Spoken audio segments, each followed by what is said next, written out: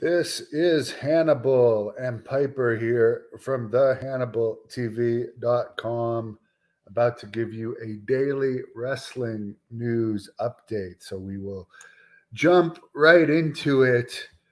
AEW Rampage did a 0.13 rating Friday night.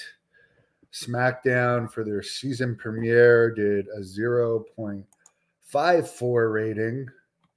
And Raw is actually having their season premiere tonight. And I have to find this funny that they did a big thing that they've hired a new announcer for Raw. And could they have found a bigger geek?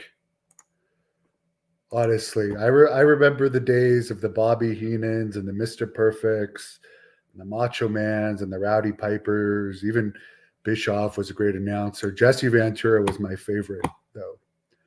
But this is the perfect example of why I'm watching YouTube right now. Rather than, you want to know how sad it is? I'm actually watching a YouTube documentary on Princess Diana over WWE. That's how boring WWE is to me these days. They're doing a DX reunion to try and pop a rating tonight with everyone from the original DX except for Billy Gunn, who's with AEW now. Oh, by the way, that announcer's name is Kevin Patrick. Mia Yim, who is Keith Lee's wife, has her contract with Impact Wrestling has ended, and apparently Luke Gallows and Carl Anderson have been filming stuff with AJ Styles in the Washington D.C. area. So those appear to be the latest guys that didn't make really any waves when they were released by WWE that Triple H is bringing back and expecting them to make a difference. But yeah, Gorilla Monsoon was awesome. All I saw was, really, are they really gonna think that this guy? I mean, he looks fresh out of high school with your typical WWE haircut with a tie. The tie of his tie is almost the size of his head. I don't know, man. I just miss these days. Wrestling is not wrestling anymore. I'm sad to say. I'll give my commentary on it, but I won't watch it. Someone hashtagging Hannibal Wrestling. Bobby Heenan and Monsoon. They were great. I really did like when they had Macho Man and Roddy Piper doing Superstars, though, as well, with Vince. Those guys were interesting. Ted DiBiase was pretty good too, but it just seems like they try to get away from the entertaining characters these days, and they like, instead, let's get a plain looking guy that looks like he's fresh out of high school. But whatever. As I said, I'm not watching it. I get paid to commentate on it. So there you go. How did I come up with my finishing move? I think when I went to IWA Puerto Rico, Bushwhacker Luke was one of the bookers there, and he asked me to tell him some moves that I could do well. And I showed him this sacrifice power bomb, which is like a tilt-a-whirl style power bomb that I do. That, by the way, no one ever kicked out of it ever in my whole career. And he said, "Yeah, let's go for it." And I kept it even through the Blood Hunter days. Wally agrees that Monsoon and Ventura rocked. Thoughts on The Rock? He's the most successful wrestler of all time.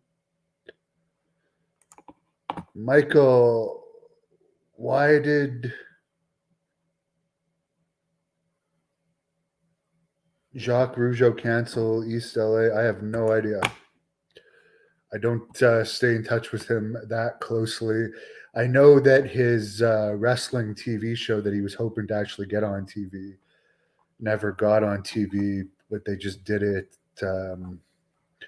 through the internet, and Jeremy Prophet, who was on the Great North Wrestling podcast last night, ended up winning it, and he might be getting up opportunities with AEW coming up in Toronto, which I think might actually be this week. Wally says he misses wrestling when it was in its prime in the 80s. The 80s era was my favorite era, but it was definitely extremely popular in the 90s, mid to late 90s. I mean, I was listening to Kevin Nash talk about it the other day. They'll celebrate now a 0.6, where in the 90s, Raw would get like a 0.6. Sometime I think the highest Raw ever got was a 0.8. But at the same time, Nitro would also be getting like a 0.5, 0.6. So just so many people used to watch wrestling. But anyways, I don't think I think pro wrestling is a thing of the past. People will still be interested in the stories and stuff, but I don't see really anything new happening with wrestling that's really going to turn the world upside down. They do have celebrities from popular culture that they're bringing in, like Logan Paul, since they can't make their own stars anymore, to try and get popular, but they put them in these highly unentertaining segments like the one I saw from SmackDown in a YouTube clip last week with Sami Zayn. That is just like so unwatchable, and like I really had to like force myself to sit through the full 2 minutes of it.